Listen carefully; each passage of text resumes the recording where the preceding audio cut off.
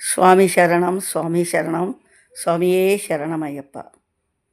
అందరూ బాగుండాలని నా యొక్క కోరిక. ఆ యొక్క అయ్యప్ప దైవం దయ వల్ల అందరికీ ఆయురారోగ్యాలతోని ఐశ్వర్యాలతోని తులతూగాలని నా యొక్క ఆశీర్వాదములు ఎప్పుడు ఉంటుంది. స్వామి శరణం. నేను ఒకటి చెప్తున్నాను స్వామి.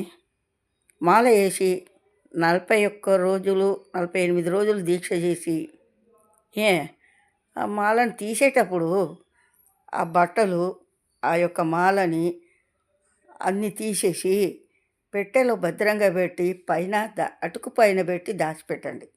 అంతేగాని అనవసరంగా మాల దీక్ష అయిపోయింది అన్నట్టు తీసేసి ఆ మధ్యలో నీళ్ళలో వేసి రాకండి. బట్టలే కానీ ఆ యొక్క మాలనే కానీ మనం 3 సార్లు వేయొచ్చు. ఆ యొక్క మాల మీద తెగిపోతే మళ్ళీ కొనవచ్చు. కానీ ఈ దీక్ష చేసింది నీలపాలు చేయనికి కాదు స్వామి. ఈ దీక్ష అంత పవిత్రమైన దీక్ష. ఈ దీక్ష బ్రహ్మచారి దీక్ష. ఈ దీక్ష కన్యాస్వామి దీక్ష. ఎవరికీ దొరకని దీక్ష ఇది. దొరకక మనకు దొరికింది కదా.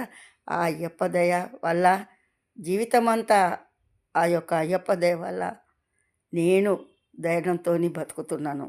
ఆ అయ్యప్ప లేనిది నేను లేను, నేను లేనిదే అయ్యప్ప లేడు స్వామి.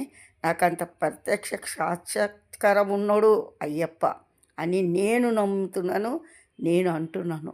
కానీ బట్టలు కానీ ఆ మాలే కానీ నీళ్ళలో వదలకండి. మీరు చేసిన దీక్ష మీకు పుణ్యం రాదు, నీళ్ళ పాలవుతుంది. ఆ పుణ్యం వచ్చేది కూడా మీరు చెడగొట్టుకుంటున్నారు. చాలా తప్పండి. 41 రోజు దీక్ష చేసి ఆ యొక్క మాలని నీళ్ళలో వేసుడు, నీళ్ళ పాలు చేయొద్దండి. దయచేసి మీ ఇంట్లో పెట్టుకొని మీ ఇంట్లో పైన పెట్టండి. నెక్స్ట్ ఇయర్కి పనికి 3 సార్లు ఇవ్వచ్చు. ఒక మాల వేసుకుంటే ఇంకో కొత్త మాల ఇవ్వచ్చు. కానీ దీన్ని తీసి అయితే నీళ్ళ పాలు చేయకండి. మీరు చేసిన దీక్షల్లో పుణ్యం అన్నది నీళ్ళ గంగమ్మకు ఇది అయిపోతుంది. కానీ మీరు చేసింది కాదు అది. మీ చేతులారా మీరు చెడగొట్టుకుంటున్నారు. జాగ్రత్త అండి. మీ జీవితం బాగుపడాలంటే ఆ యొక్క బట్టలు ఆ యొక్క ఇది ఫోటోలు కూడా అయ్యప్ప ఏం రాక్షసుడు కాదు, మనని మింగడు. ఆయనకు డైలీ దీపార్థన పెట్టి ఇంత చక్కెర నైవేద్యం పెట్టినా కూడా మన వెంటనే ఉంటాడు, మన వెనుకనే ఉంటాడు. మనం అనుకున్నదాన్ని సాధించగలము. స్వామియే శరణమయ్యప్ప, శరణమయ్యప్ప, స్వామియే శరణమయ్యప్ప. స్వామి శరణం. హరివరాసనంలో ఉన్న పాటకి అర్థం మనకు తెలియాలండి. తెలిసిందా?